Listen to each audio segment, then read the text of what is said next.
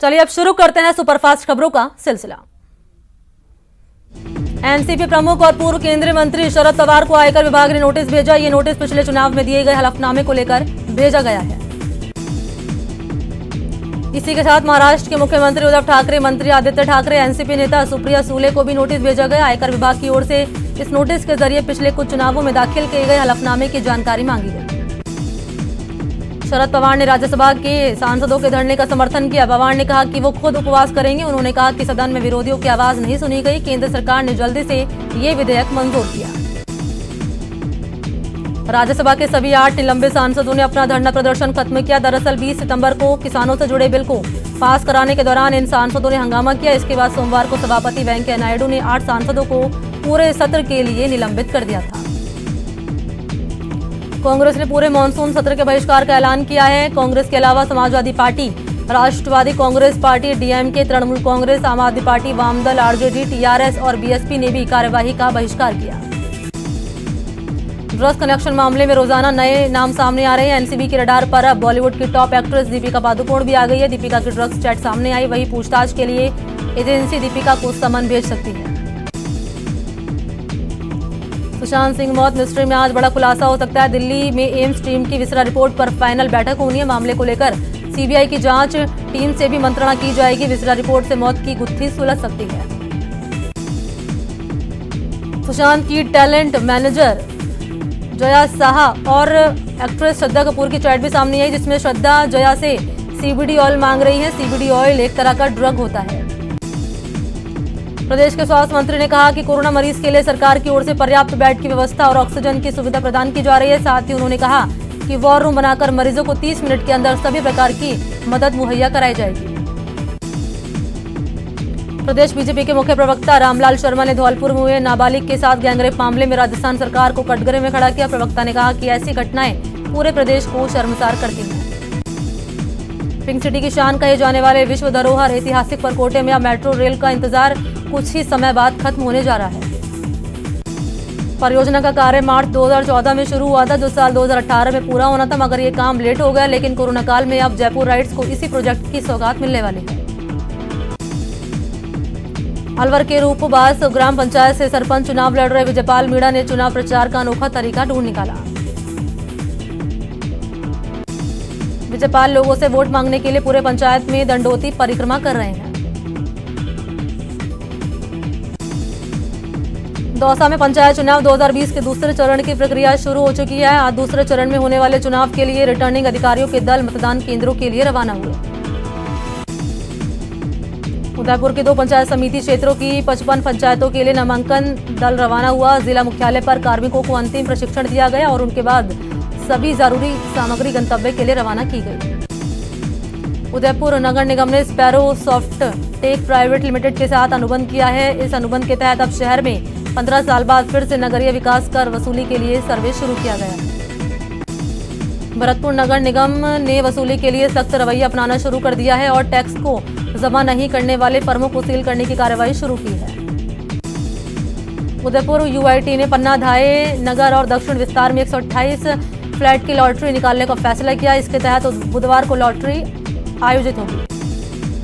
भरतपुर में केंद्र सरकार की गाइडलाइन के मुताबिक 9 से 12वीं के स्टूडेंट्स के लिए स्कूल खोल दिए गए, लेकिन स्कूल में क्लासेस नहीं लगेंगी। सिर्फ स्टूडेंट्स अपने डाउट सॉल्व करने स्कूल जा सकेंगे।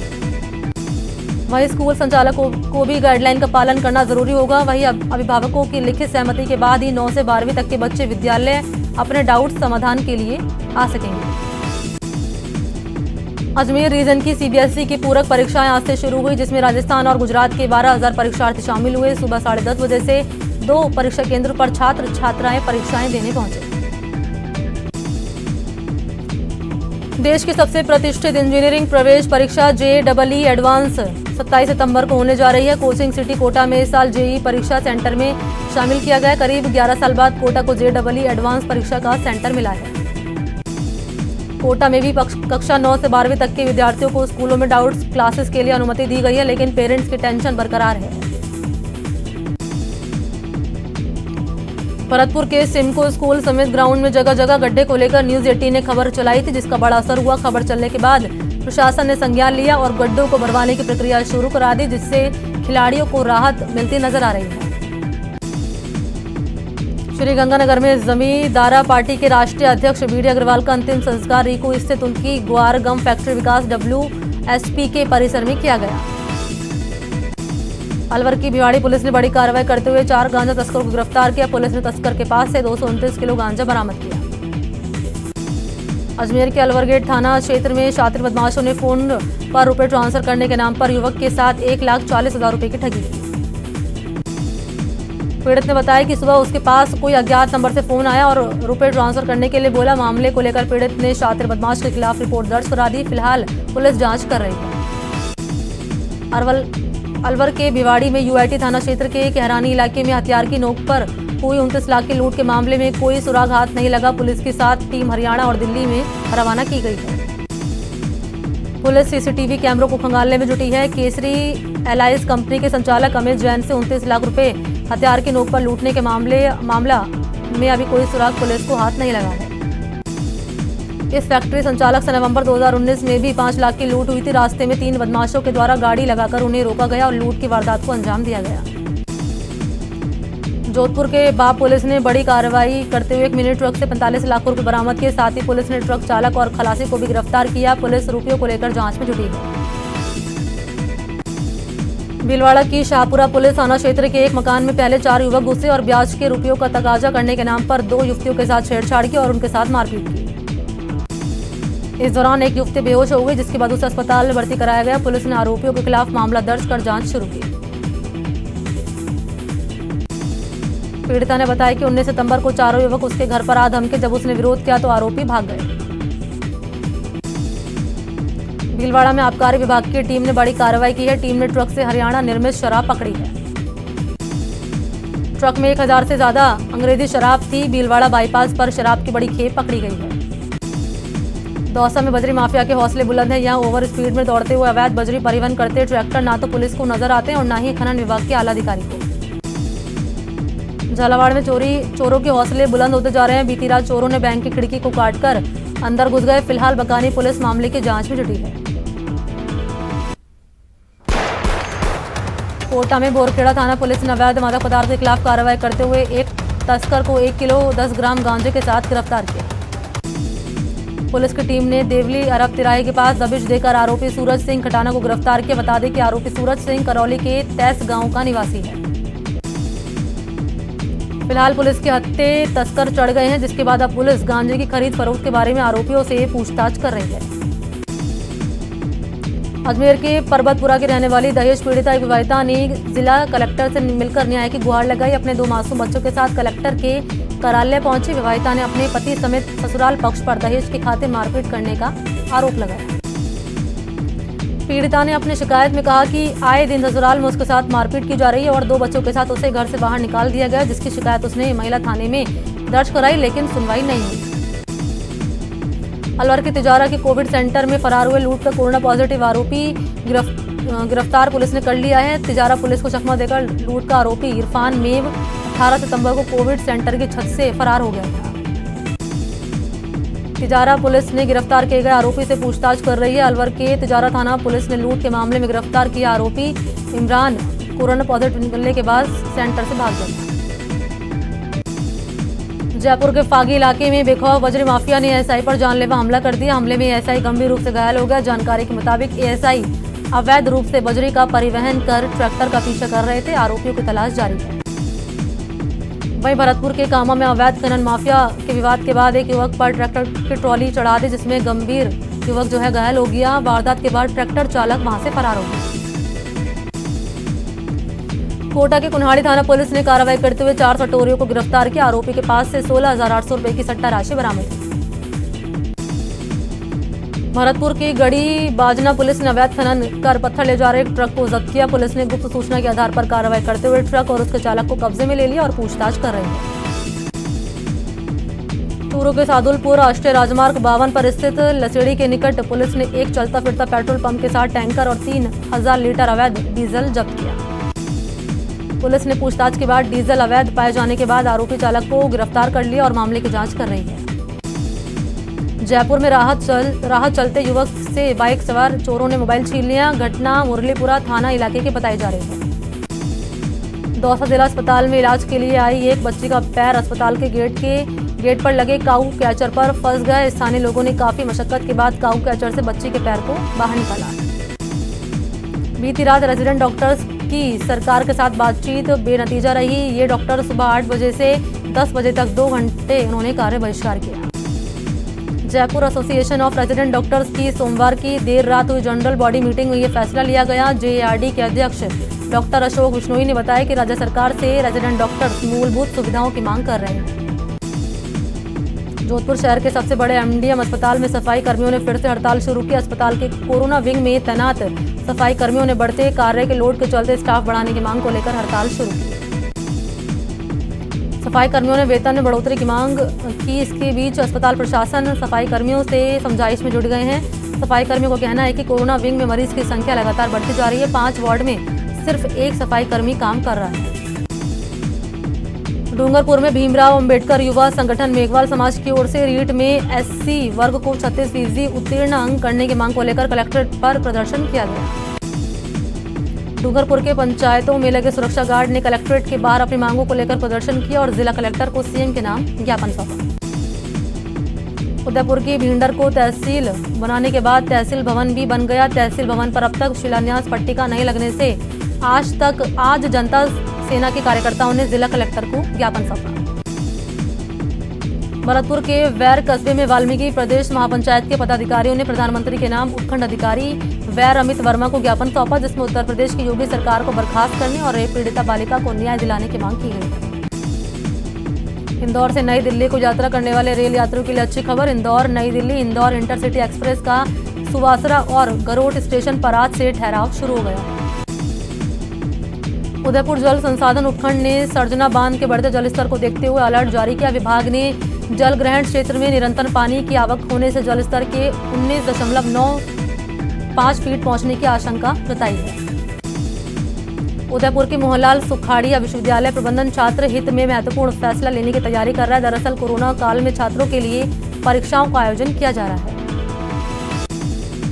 करौली में नवीन जिला चिकित्सालय भवन सुविधाओं के अभाव और अव्यवस्थाओं के चलते रोगी और उनके परिजन को भारी समस्याओं का सामना करना पड़ता है। अस्पताल में आलम यह है कि पानी की कमी के चलते रोगियों को शौच के लिए परेशान होना पड़ता है। पीने के पानी के लिए भी बाहर से पानी खरीदकर लाना पड़ता है।